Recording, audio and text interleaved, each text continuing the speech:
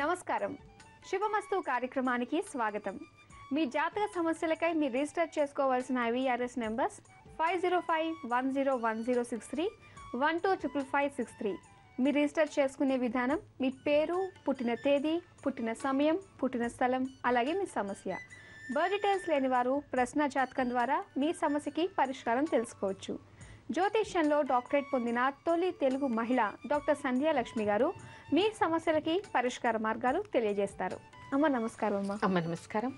ప్రేక్షకులకి నమస్కారం.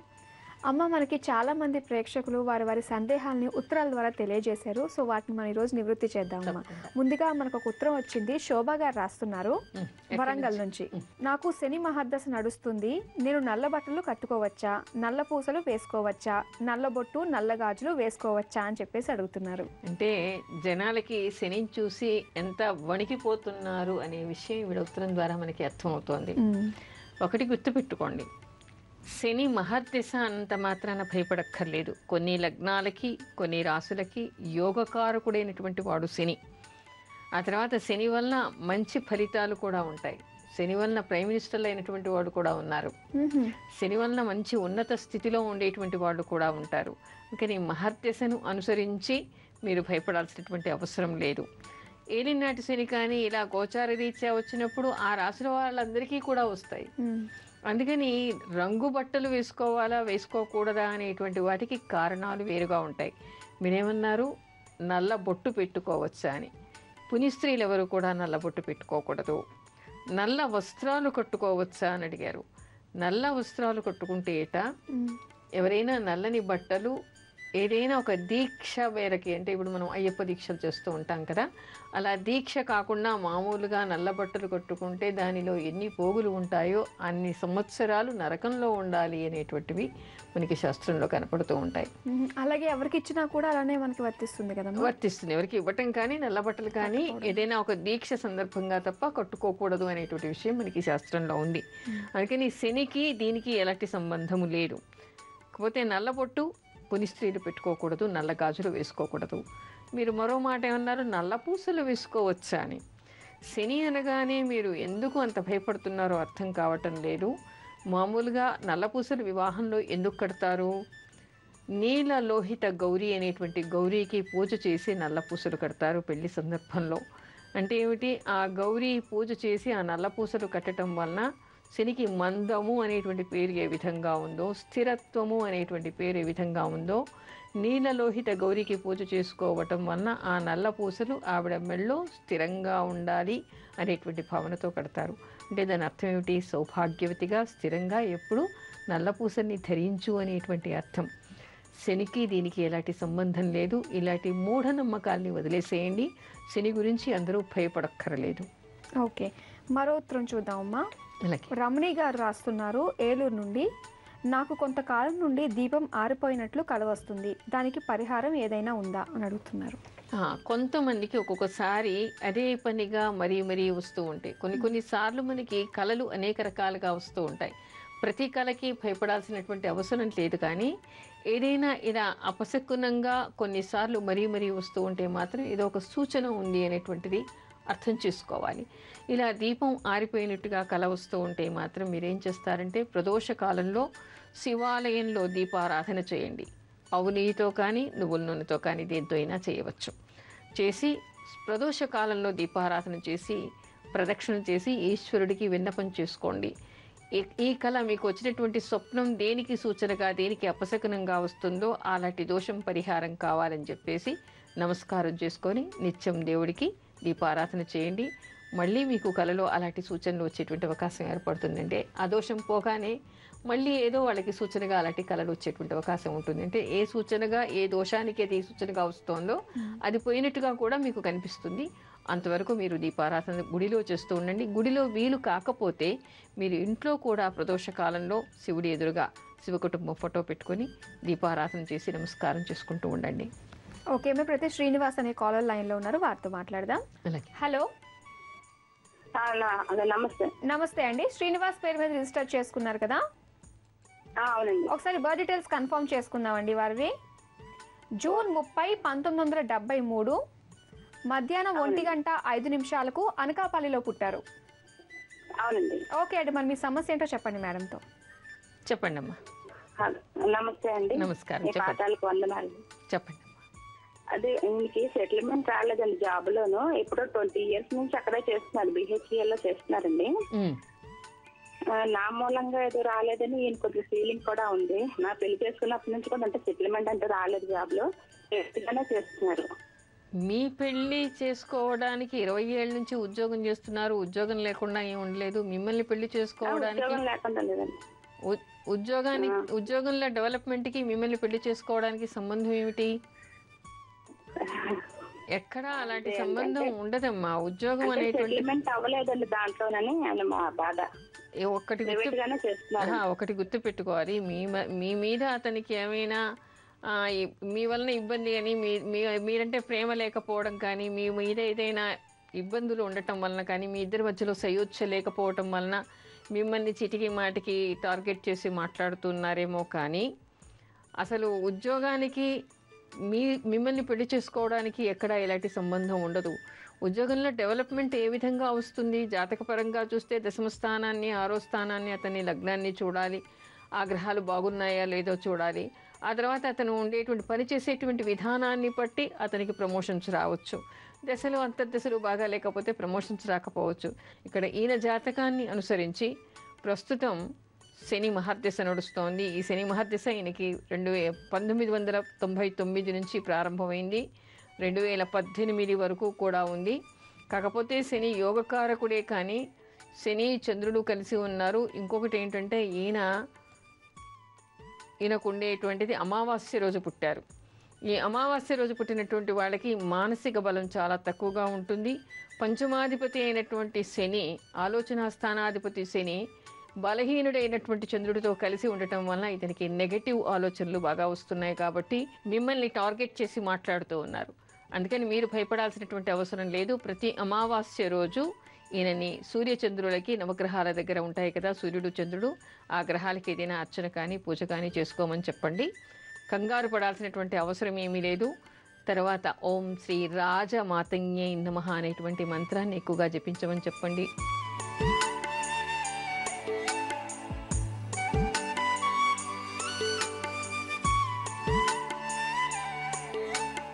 శివుడికి అభిషేకం చేసుకోమనండి.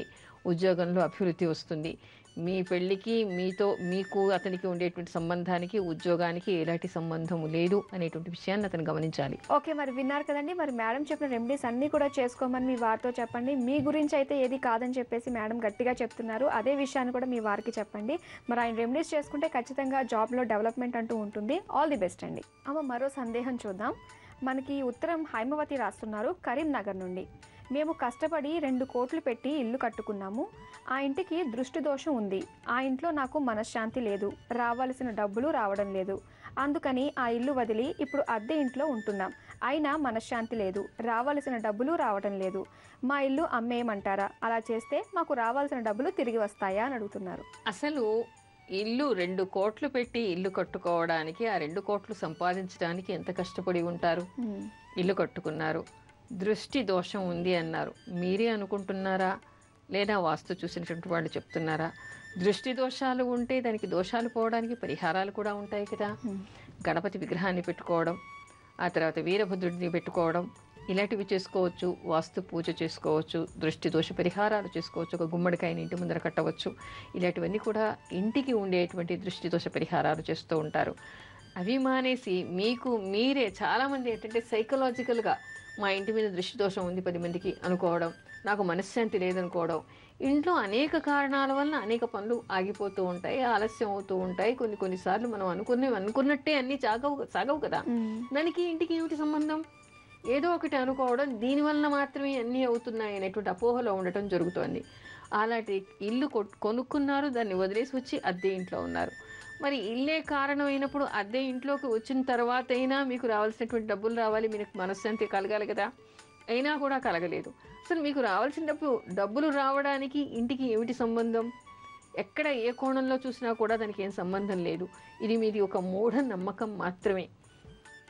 చక్కగా మీ ఇంటికి మీరు వెళ్ళండి, వాస్తు పూజ చేయండి, తర్వాత గుమ్మం ముందర ఒక గణపతి విగ్రహాన్ని కానీ ఫోటోను కానీ పెట్టుకోండి. ఇంటి ముందర గుమ్మడికాయని కట్టండి.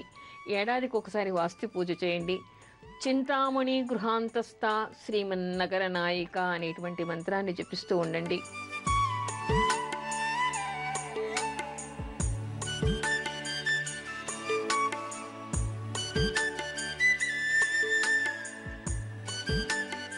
ఇంట్లో ఎలాంటి ఇబ్బందులున్నా కూడా పోతాయి. అంతగా అయితే మణిద్వీప పారాయణం చేయండి. మీకు వాళ్ళ దగ్గర నుంచి డబ్బు రావాలి అంటే సుమంతో శ్రీ కార్తవీర్యార్జునాయ నమః అనే మంత్రాన్ని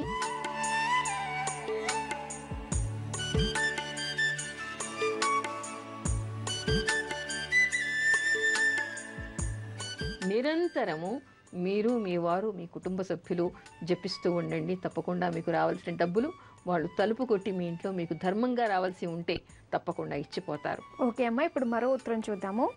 వసుమతి గారు హైదరాబాద్ నుంచి రాస్తున్నారు. దొంగల భయానికి నేను బంగారు నగలు తీసివేసి రోల్డ్ గోల్డ్ నల్ల పూసలు వేసుకుని కాశీకి వెళ్ళాను. అలా రోల్డ్ గోల్డ్ వేసుకోవటం వలన నేను 3 సార్లు కాశీకి వెళ్ళాను. అలా ఎప్పటికీ రోల్డ్ గోల్డ్ వేసుకుంటే నేను తీర్థయాత్రలు చేస్తానా అని అడుగుతున్నారు. ఇది ఎంతటి మూఢనమ్మకం అర్థం అవుతుందా? అసలు రోల్డ్ గోల్డ్ది వేసుకోవడానికి కారణం ఆవిడే చెప్పారు. దొంగల భయం ఉంది అని చెప్పేసి ట్రైన్లో ఎవరైనా లాగేస్తారనే భయానికి ఆవిడ తీసి ఏదో రోల్డ్ గోల్డ్ వేసుకుంది, బాగుంది, కాశీకి వెళ్ళింది. అది వేసుకోవడం వల్ల విశ్వేశ్వరుడు మళ్ళీ మళ్ళీ పిలుస్తాడా? దానికి ఏమైనా శక్తి ఉందా మళ్ళీ మళ్ళీ విశ్వేశ్వరుడు దర్శనం చేయించడానికి? అలా నల్లపూసలు రోల్డ్ గోల్డ్ వాటిలో అంతటి శక్తి ఉంటే అందరూ కూడా ఏది కావాలంటే అది పొందటానికి అలాంటివి వేసుకుంటారు కదా. ఇది ఒక మూఢనమ్మకం మాత్రమే. మీకు భక్తి ఉంది విశ్వేశ్వరుడి పట్ల, ఆయనకి మీ మీద కరుణ ఉంది కాబట్టి మీరు మళ్ళీ మళ్ళీ వెళ్ళగలిగారు. కాశీక్షేత్రానికి వెళ్ళడం మామూలు మాట కాదు. అందరూ అక్కడ అడుగు పెట్టేటువంటి అర్హత కూడా ఉండదు ఆయన అనుగ్రహం లేకపోతే. అక్కడ ఉండేటువంటి కాలభైరవుడు, దండపాణి, గణపతి అనుగ్రహం లేకుండా, విశ్వేశ్వర అనుగ్రహం లేకుండా కాశీక్షేత్రంలో అడిగే పెట్టలేరు ఎవరు. అంటే పూర్వజన్మ పుణ్యం ఉంది, మీకు కొంత విశ్వేశ్వరుడి పట్ల భక్తి ఉంది కాబట్టి మీరు కాశీనగరాన్ని 3 సార్లు చూడగలిగారు. దానికి మీరు వేసుకున్న నల్ల పూసలకి ఎలాంటి సంబంధం లేదు. ఇప్పుడు రేఖ చెన్నై నుంచి రాస్తున్నారు మా ఉత్తరాన్ని. మా అబ్బాయి పుట్టినప్పటి నుండి మాకు కలిసి రావటం లేదు. మా వారికి ప్రమోషన్ కూడా రావాల్సింది, ఆఫీస్లో రాజకీయాల వల్ల రావటం లేదు. మా అబ్బాయిది మృగశిర నక్షత్రం, మా వారిది జ్యేష్ఠ నక్షత్రం. మా అబ్బాయికి దోష నక్షత్రమా? ఇది కూడా ఒక మూఢనమ్మకమే. వాళ్ళ ఆయనకి ప్రమోషన్ రాకపోవడానికి వాళ్ళ అబ్బాయికి ఏమిటి సంబంధం? ప్రమోషన్ రావాలి అంటే మనకి ప్రమోషన్ రావాల్సినటువంటి గ్రహస్థితి మనకి ఉండాలి. మనం బాగా కృషి చేయాలి. పై వాళ్ళ మెప్పు, అధికారుల మెప్పు పొందాలి. దానికి పరిహారాలు భగవత్ ప్రార్థన చేసుకోవాలి. కానీ అబ్బాయి పుట్టడం వలన, అబ్బాయి నక్షత్ర దోషం వలన ఈయనకి ప్రమోషన్ ఆగిపోతుందా? అది ఎక్కడ ఎవరు చెప్పారు? దేనివల్ల దాన్ని నమ్ముతూ ఉన్నారు మీరు? అందులో మీ అబ్బాయి నక్షత్రం మృగశిర నక్షత్రం అన్నారు. చాలా మంచి నక్షత్రం. కుజ నక్షత్రం అయినప్పటికీ కూడా సకల శుభకార్యాలు చేయటానికి అనుకూలమైన మృదు నక్షత్రంగా మనం మృగశిర నక్షత్రాన్ని చెప్పుకుంటాం. మృగశిర నక్షత్రం చాలా మంచిది. మీ వారిది జ్యేష్ఠ నక్షత్రం అన్నారు. నిజానికి జ్యేష్ఠ నక్షత్రం వాళ్ళు కొంచెం తీవ్రంగా ఆలోచిస్తారు. జ్యేష్ఠ నక్షత్రం వాళ్ళకి ఇప్పుడు ఏలినాటి శని కూడా నడుస్తోంది. మీ అబ్బాయి నక్షత్రం దోష నక్షత్రం ఎంత మాత్రమూ కాదు. ఒకవేళ దోష నక్షత్రం అయినప్పటికీ కూడా అతనికి దోషాలు ఉంటాయి. ఒకవేళ అతను పుట్టిన తర్వాత ఏదైనా జరుగుతుంది అంటే మీ జాతకాన్ని కూడా, మీ అబ్బాయి పుట్టకముందే మీ వారికి జాతకం ఉంది కదా, మీ వారు అంతకంటే ముందే పుట్టారు కదా, అంతకుముందు అతనికి కొంత జీవితం కూడా గడిచింది కదా, అప్పటికే ఆయనకు ఉద్యోగం ఉంది కదా, మీ అబ్బాయి పుట్టగానే ఉద్యోగం రాలేదు కదా. దీనికి దానికి ఎలాంటి సంబంధము లేదు. ఒకరి జాతకంలో ఉండేటువంటివి మరొక జాతకంలో కనిపిస్తాయే తప్ప వీళ్ళే దానికి కారణం అని ఎప్పుడు కూడా అనకూడదు. మీ వారికి ఒక జాతకం ఉంది, ఆయనకి కూడా గ్రహస్థితి ఉంది, అందులో కూడా దోషాలు ఉంటాయి, ఈయన చేసేటువంటి పొరపాట్లు కూడా ఉంటాయి. వీటి వలన ఆయనకి ప్రమోషన్ రాకపోవచ్చు. ప్రమోషన్ రావాలి అని అంటే ఓం శ్రీ రాజమాతంగ్యై నమః అనేటువంటి మంత్రాన్ని జపిస్తూ ఉండమని చెప్పండి.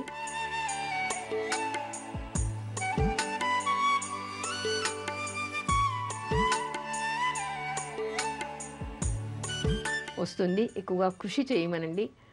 ఆ కృషిని పైవాళ్ళు గుర్తించినప్పుడు, భగవంతుని అనుగ్రహం కలిగినప్పుడు ఆయనకు ప్రమోషన్ వస్తుంది. కానీ ప్రతిదానికి పుట్టిన చిన్నపిల్లవాడిని తల్లిదండ్రులే మీరు ఆ విధంగా ఇతని వల్ల మాకు చెడు జరుగుతుంది అనే దృష్టితో చూస్తే ఆ పిల్లవాడిని ప్రేమగా చూసేవాడిని ఇంకెవరుంటారు ప్రపంచంలో? శ్రీరామ్మూర్తి అనే కాలర్ లైన్లో ఉన్నారు, వారితో మాట్లాడదాం. అలాగే. హలో హలో, నమస్కారం అండి. నమస్కారం అండి. శ్రీరామ్మూర్తి పేరు మీద రిజిస్టర్ చేసుకున్నారు కదా? అవునమ్మా. ఒకసారి బర్త్ డీటెయిల్స్ కన్ఫర్మ్ చేసుకుందాము. ఏప్రిల్ 19, 1972 సాయంత్రం 7:20 ధవళేశ్వరంలో పుట్టారు. అవునండి. ఓకే అండి, మరి మీ సందేహం ఏంటో చెప్పండి.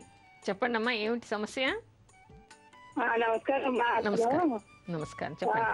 అతను సాఫ్ట్వేర్ ఇది చేసేవాడు కలకత్తాలో ఉద్యోగం.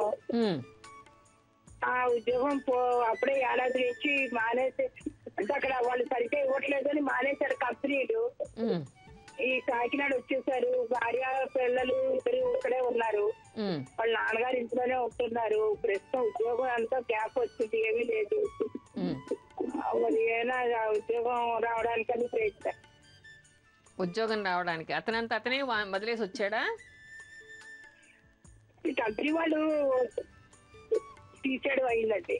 అదే ఎప్పుడు, ఏ సంవత్సరంలో బయటకు వచ్చాడు? ఏ సంవత్సరంలో బయటకు వచ్చాడు? ఏ సంవత్సరంలో బయటకు వచ్చాడు? 13 డిసెంబర్కి వచ్చేసారండి. 13 డిసెంబర్లో వచ్చాడా? నవంబర్ డిసెంబర్లో వచ్చేసారు. 13 నవంబర్ డిసెంబర్లో వచ్చాడు.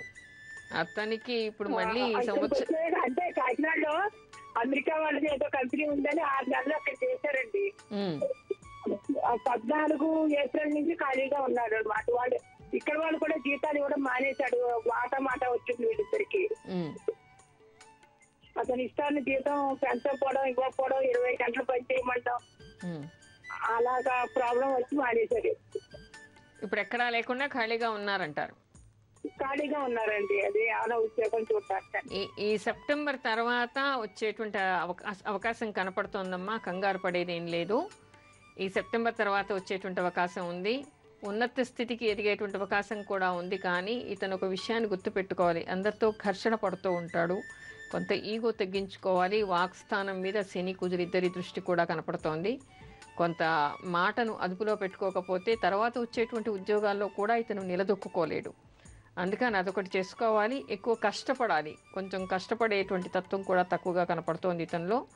కృషి చేయాలి. చేసినప్పుడు మాత్రమే సరైనటువంటి ఫలితాలు వస్తాయి. ఓం శ్రీ రాజమాతంగే నమః అనేటువంటి మంత్రాన్ని జపిస్తూ ఉండమనండి. ఈ సెప్టెంబర్ తర్వాత ఉద్యోగం వచ్చేటువంటి అవకాశం ఉంది. ఓకే, మరి విన్నారు కదండి, మంచిగా సెటిల్ అయ్యే అవకాశాలు ఉన్నాయని చెప్పేసి అంటున్నారు. మరి మేడం చెప్పిన జాగ్రత్తలు, వాటితో పాటు రెమెడీస్ కూడా చేసుకుంటే అంత మంచి జరుగుతుంది. ఆల్ ది బెస్ట్ అండి. ఓకే అమ్మ, ఇప్పుడు మరో ఉత్తరం చూద్దాము. ఈ ఉత్తరం మనకు రజిత రాస్తున్నారు, గుంటూరు నుండి.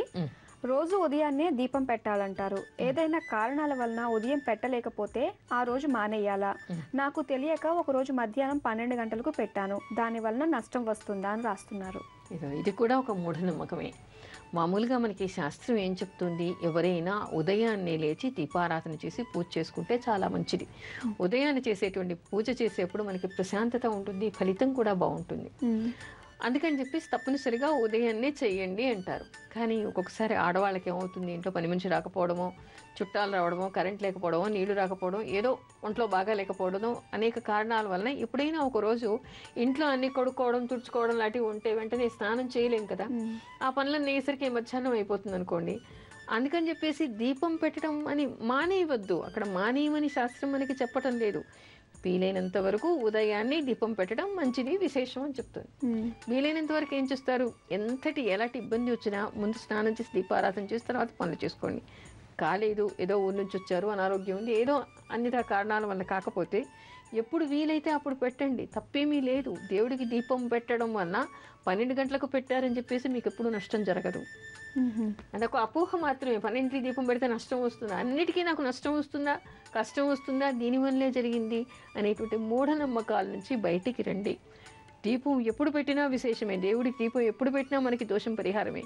కాకపోతే ఏం చెప్తారంటే, అపరాహ్నం నుంచి పితృదేవతలకి కార్యక్రమాలు చేస్తున్నాం కాబట్టి ఆ సమయంలో కాకుండా ముందుగా పెట్టండి అంటూ ఉంటారు.